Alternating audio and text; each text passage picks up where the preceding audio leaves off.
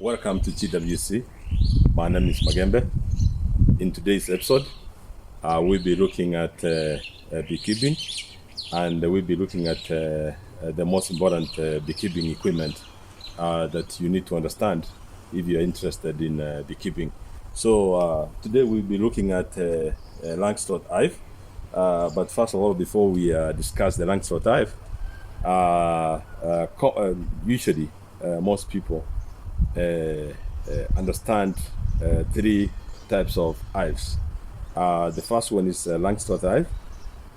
The second one is the log hive, and the third is a KTBH. That's a Kenya top hive. So these are the three common hives that most people use when they are involved in beekeeping. So today I want us to look at the langstroth hive. So this is the langstroth hive, and the name langstroth comes from the guy who invented this hive. And the guy who invented the hive, his name was called Lorenzo Langstroth. He was an American clergy in the 1800s, and he came up with this kind of invention, which actually has really promoted beekeeping so much. So today we want to look at the parts of this hive so that you can understand. Most people see this thing, you might think it's all, but it has different parts. So let's look at it. So I can move this part this way, and then we will discuss this part and see what happens to this part. This is the first part of the langstroth hive, and this is called the brooder. So this brooder, this is where we have the entrance for the bees. So the bees get in to this entrance. So people have different designs. Like this is a bit too big.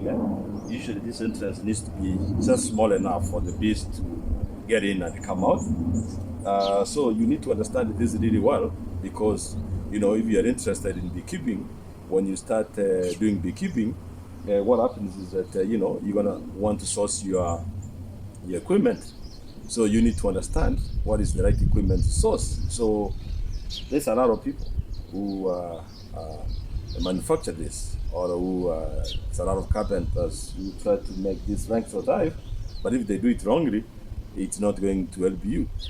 They will make a lot of people make a lot of mistakes. Even when myself, when I started beekeeping, I bought some of the langstroth hives, and some of them were not okay.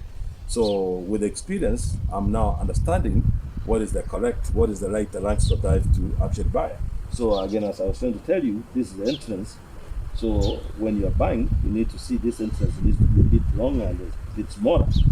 You see, like right now, I have my hives here. Of course, you guys know that I love beekeeping, and this is my residence, and I'm having hives here. So I just put them here a few weeks ago to attract the bees, and right now all these the two hives have been colonized.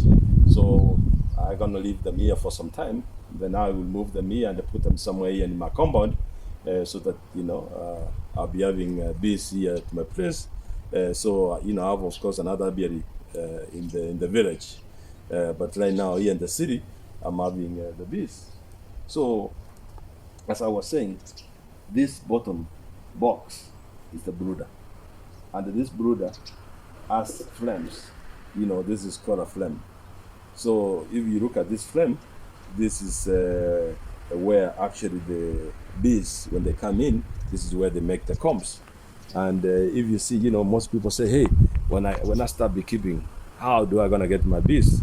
I'm like, okay, like in America and Europe, they buy the bees, but here in Africa, we don't buy the bees.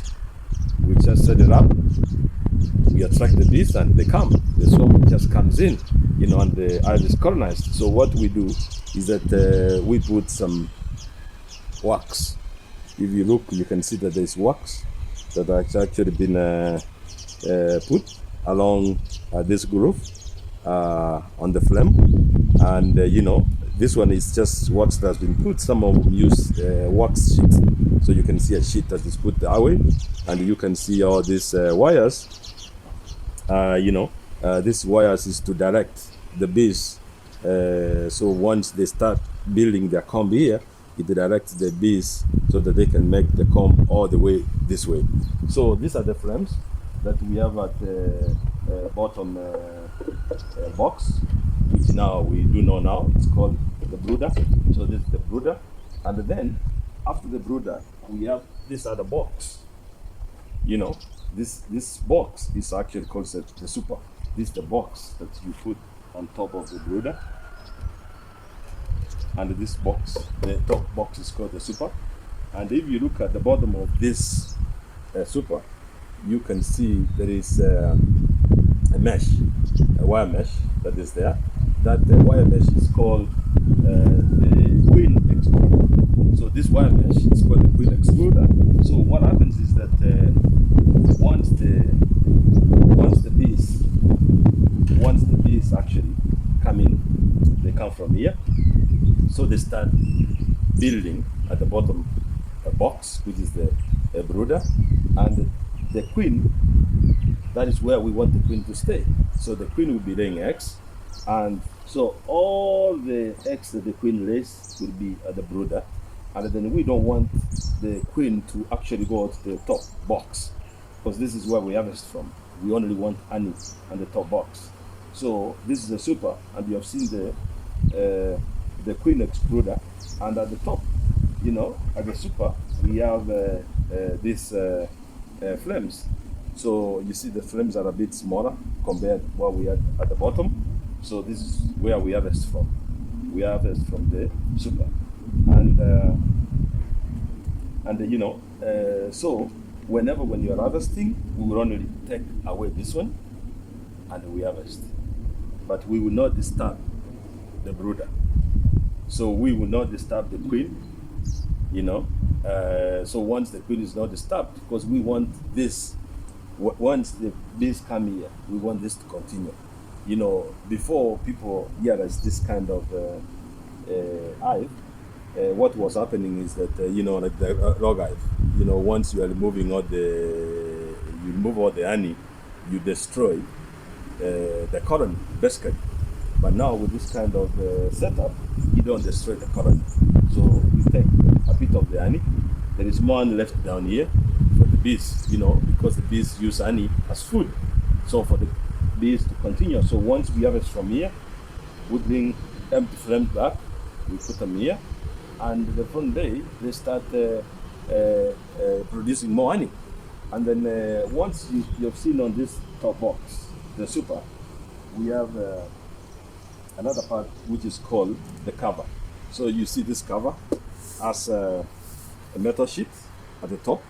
So this one is what we use to actually cover the hive, the super this way, so that actually you see it's made of iron sheet.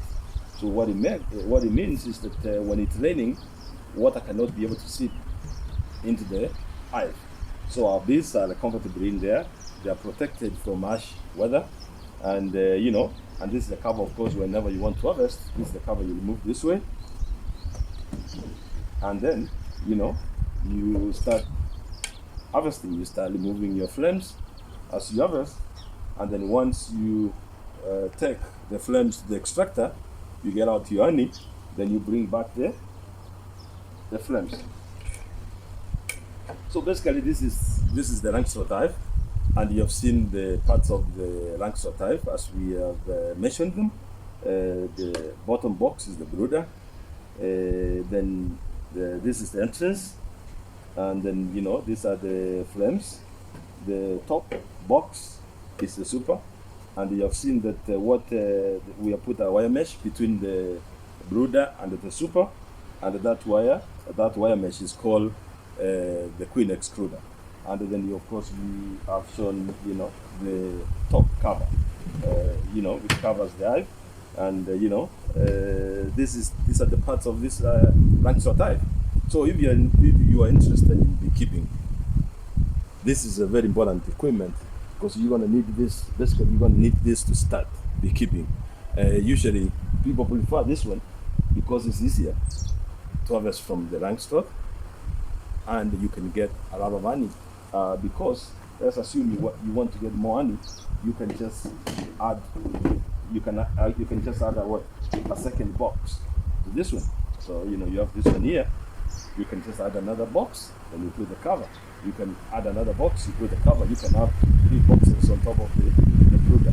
So this one is what I prefer. Of course, we here in Kenya we are also using the KTBH. I'm not using the rock hive right now, but I'll try to. I think I'm gonna try it and see what happens. But if you're involved, if you are interested, you need to understand this. This is very important. And of course, as I always say, we love nature. You can keep bees even in your compound, and bees don't have an issue. I don't know whether you can see this clearly. We have the bees here, and we are comfortable with these bees. So again, we encourage you to get interested in beekeeping so that we can preserve our nature, and we can be able to produce honey. You'll be making money. You'll be helping the environment. It's a good thing. We encourage you to start beekeeping. Thank you.